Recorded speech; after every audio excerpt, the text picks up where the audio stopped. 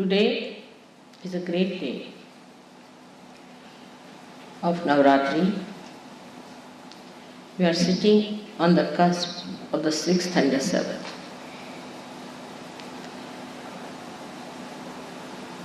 Sixth and the 7th is the day when Mahasaraswati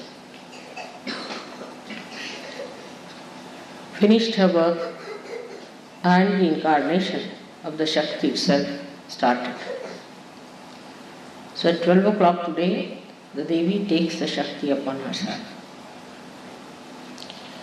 Of course, as you know, that Mahakali and Mahasaraswati both are the powers of Shri Sadashiva. Adishakti first formed herself into Mahakali, which is the power of desire. But all these powers are nothing but the power of God's love.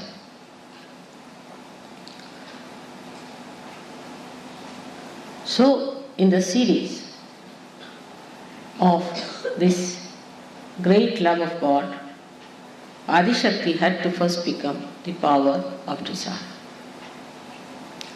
In the same way, Sahajogis who are bestowed with this power of love have to have full desire in their heart. Desire to love. That desire is very different from the other kinds of human love you have known. In other kinds of human love, when we have relations with others, we have expectations, and that's why it is very disappointing. Our expectations always run higher than our understanding and realities. And so we suffer from disappointments and frustrations. And the love that has to be nourishing and fulfilling becomes a thankless job. So when it reflects in the human beings, it is the desire to be loved by everyone, not to love others. Everyone should love you, but how far you love another is the point.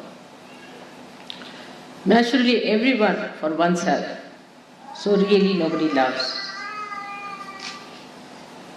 But when it comes to real love, then sacrifice becomes a nature. You don't call it a sacrifice, but you call it a privilege. You say it's privilege to give love. It's a great chance that we can love. It's our great fortune that we can love. It's God's blessings that we can love and give. So the giving starts when you realize, not understand, but realize the love, the power of love. That's the third power which starts expressing. Because after this, a person becomes active, creational. That's how the action of achieving that state of giving love starts. To begin with, we start activating in so many ways. As I said, we start expecting and thinking that we are loving others. We act for that. In that madness that others should love us, others should respect us, others should think we are great, they should recognize us. we start loving something else which is not so important. So we go on first to money.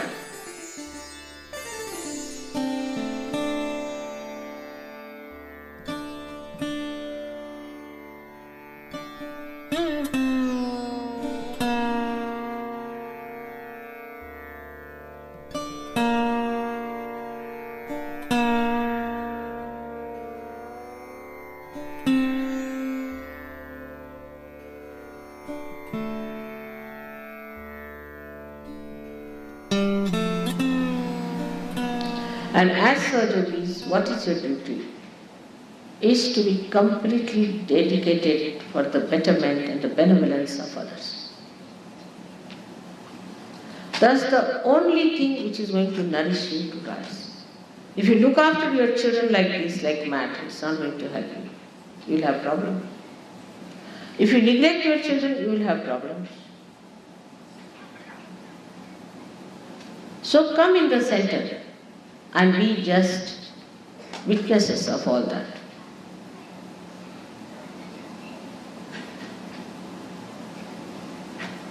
It's a very common feeling in the beginning of every Sahaja who comes to Sahaja. They'll send me the list of 5 generations on this side and 5 generations on this side. My father's, brothers, sisters, these things, that things, real cousins, real, this thing is sick. So please, mother, put your attention. And when I put my attention, the attention returns back, I can't find that. It starts like that to begin. All right, in the beginning I say, all right, just now they have entered. But you don't know these are tentacles which keep you down. They do not allow you to rise in the domain of God.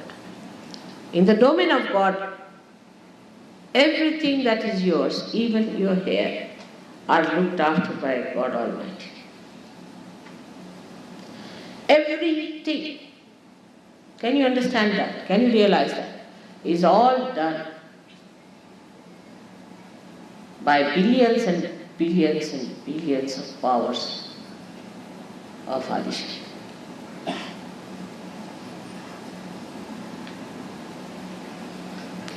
What can you do yourself? Nothing, except for worrying and troubling. So just if you believe and assume that power today, that you are in the domain of God, which is active benevolence. The nature of it is active benevolence. As they say, hita.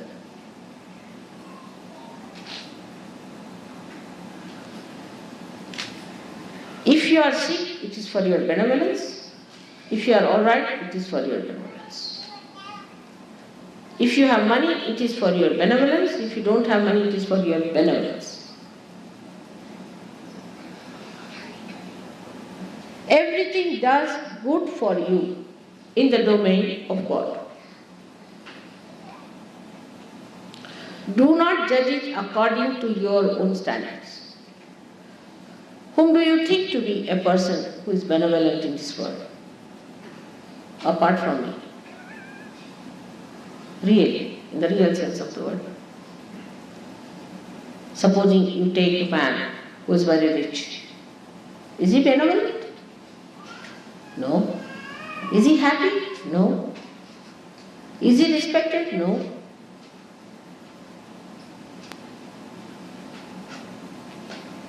At least he has to be a realized soul to be somewhere near that description.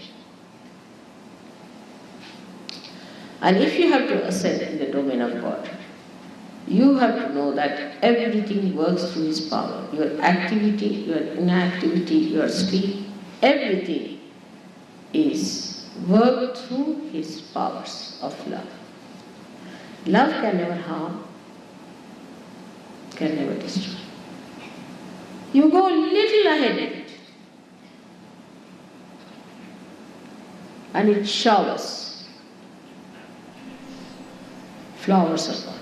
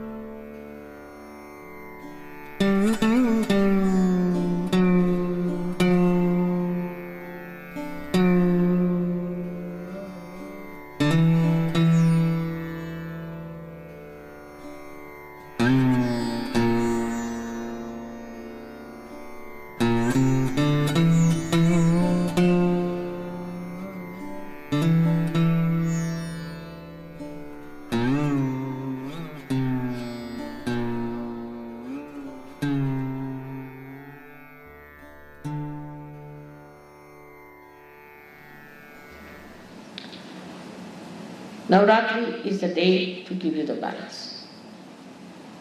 Those whose right hand is tired will get the power in the left hand. Those who have the left hand tired will get the power of the right hand to share the load.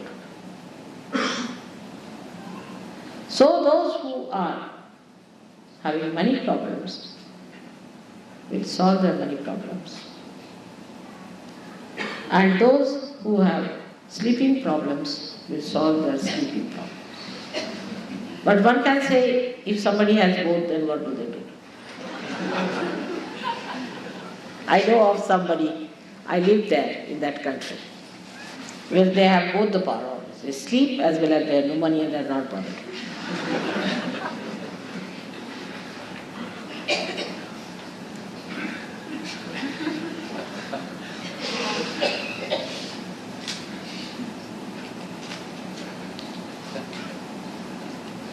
So, for such people, what should we do?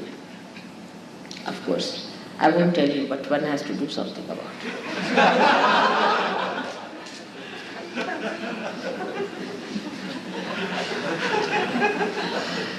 One has to work out something. They just don't move. And if you tell them, answer is, I know I sleep a lot, I know I'm like this, I know. That's all. Then what do you say? It stops you completely, you can't go further. If they know what more to be told.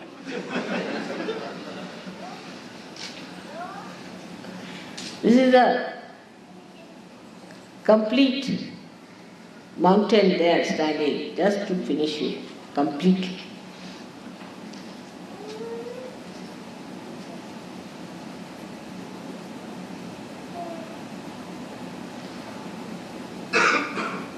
So one has to do. Everyone has to do so. Somebody is working it out. Somebody is doing some work. And another is not helping. Then that cannot be completed. It's a collective work.